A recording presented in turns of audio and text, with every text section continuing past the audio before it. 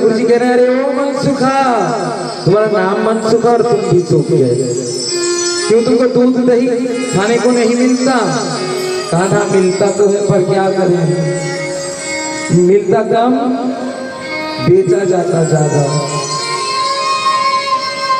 क्या होगा, बेच देते हैं हमारे गांव के सारे दूध मक्खन घी को। कहाँ बेचते हैं? मथुरा में। कौन बेचते हैं? गोपियां। तो गोपियां बेचती हैं, कहाँ से जाती हैं? साकरी खोर से। बरसाना पर्वत के निकट ही साकरी खोर है। बरसाना पर्वत और गिरी पर्वत के बीच में साकरी खोर, दो पर्वतों के बीच में साकरी खोर जगह। तो साकरी खोर से गोपियां मथुरा में दही माखन बेचने जाती हैं। तो ठाकुर जी को अच्छा नहीं लगता कि ब्रज की जितनी सारी भी दूध और दही माखन है वो मथुरा में कंस की नगरी में बेचा जाता हो। इसलिए ठाकुर जी अपने सखाओं को बुलाकर बोले, चलो सखा, आज जितनी सारी भी गोपियां दही माखन लेकर मथुरा की ओर जाएंगी, हम साकरी खोर गली में छिपकर रहेंगे और गोपियों से दही माखन छीन लेंगे। गोपियां दही माखन की मटकी लेकर साकरी खोर से निकल रही। ठाकुर जी पीछे से जाकर छिपकर उनके हाथ से दही माखन की मटकियां छीन ली और वहीं साकरी खोर में पत्थर पर पटक कर दही माखन की मटकी को फोड़ दिए। आज भी साकरी खोर में उस पत्थर में दही की, मक्खन की, दूध की सुगंध आती है। आज भी कई भक्त उस साकरी खोर में जाकर भजन कर रहे हैं कि ठाकुर जी शायद आज भी इसी साकरी खोर गली से गुजरे, किसी गोपी के पीछे पीछे माखन चुराने के लिए। आज भी राह देखा जा रहा है साकरी खोर में ठाकुर जी का, और मिलते भी हैं ठाकुर जी उन्हीं वृंदावन की गलियों में, उन्हीं साकरी खोर की गलियों में, उन्हीं कुंज गलियों में, उन्हीं ब्रज की गलियों में, गोवर्धन की गलियों में आज भी ठाकुर जी हैं। विश्वास कीजिएगा, कभी अपने भक्तों के पीछे पीछे चलते हैं, कभी भक्तों के आगे चलते हैं, कभी तो भक्तों के साथ ही चलते हैं, उनसे बात भी करते हैं, पर भक्त जान ना पाते। कई लोग जान जाते हैं, पहचान जाते हैं, ये तो हमारे कन्हैया है, हमारे साथ चल रहे हैं। जब ब्रज की गलियों में जाओ तो कुछ अनुभव करो या ना करो, इतना जरूर अनुभव करना कि इसी गली से, जिस रास्ते से हम गुजर रहे हैं, उस रास्ते से कभी कन्हैया अपने सखाओं के साथ गुजरे। जिस गलियों से हम घूम रहे हैं उसी गलियों में कभी ठाकुर जी राधा रानी के साथ इसी गलियों में विहार किए, घूमे। आज हमें ठाकुर जी प्रत्यक्ष नहीं दिख रहे हैं, पर मानिए उन गलियों को आज भी ठाकुर जी की अनुभूति है। आज भी उन गलियों से ठाकुर जी निकलते हैं, बंसी बजाते, बेटू बजाते। हमें वो गलियां सूनी दिखती है, वो गलियां खाली दिखती हैं, पर भाव की दृष्टि से देखिएगा, प्रेम की दृष्टि से देखिएगा, आज भी उसी गलियों में ठाकुर जी अपनी वही दिव्य स्वरूप को लेकर बेनू बजाते हुए घूम रहे हैं। यमुना किनारे सखाओं के साथ खेल रहे हैं, यमुना जल में गोपियों के साथ जल विहार कर रहे हैं, कभी हंस रहे हैं, कभी बेनू बजा रहे हैं। दिव्य भूमि है वृंदावन की। वृंदावन की गलियों को सोना न जानिएगा, सोनी नहीं है वृंदावन की गलियां, सोना तो हमारा मन है, सोनी तो हमारी भक्ति है। इसलिए आप ठाकुर जी हमें प्रत्यक्ष नहीं दिखते। पर मैं अपनी बात कहूं, मैं जब भी ब्रज जाता हूं तो मैं कोशिश करता हूँ, याद करता हूँ ठाकुर जी को कि ठाकुर जी इसी गली से चले। आज घर बन गए हैं, बिल्डिंग बन गए हैं, मंदिर बना हुआ है, आश्रम बनाए गए हैं। कभी भूमि पर इसी गलियों से ठाकुर जी चलते थे, आज भी शायद चल रहे होंगे। आज भी यमुना के किनारे ठाकुर जी खेल रहे होंगे। आज भी यमुना में मैं सोचता हूँ, कोशिश करता हूँ कि कहीं तो मिलेंगे वो बाके बिहारी।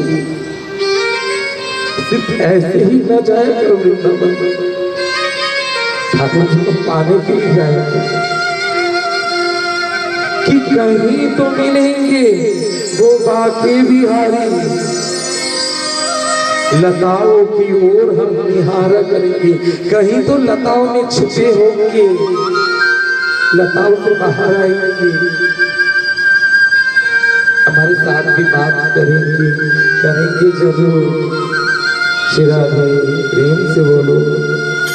तो भक्त के चित्त को चुराने वाले हैं।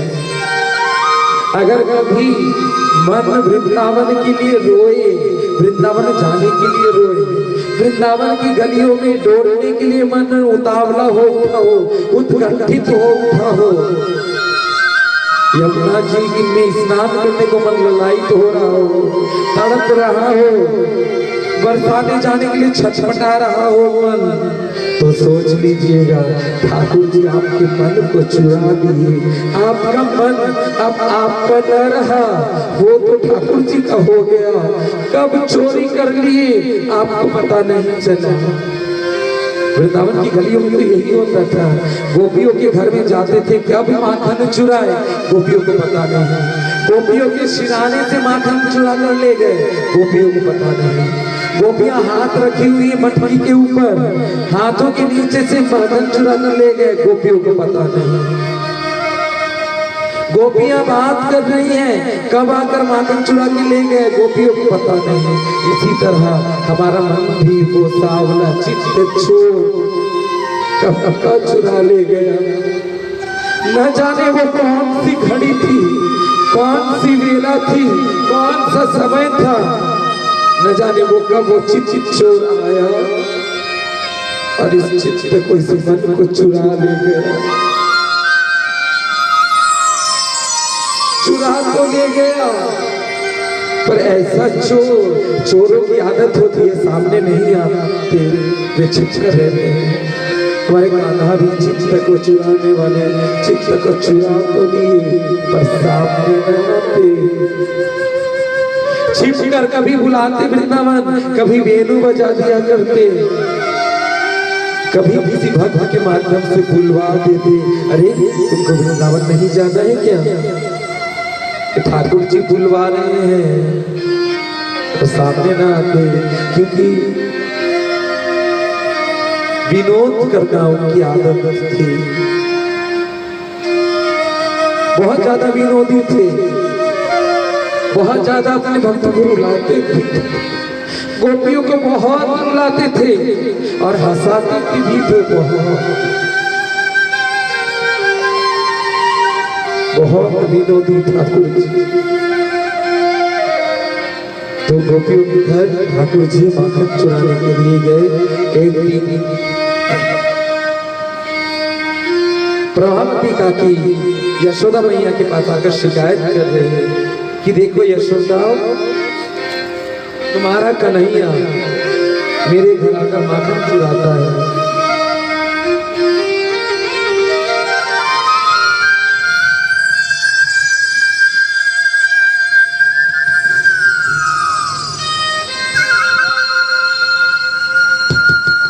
कभी तुम उसको देख कर पकड़ कर सजा क्यों नहीं दे देते?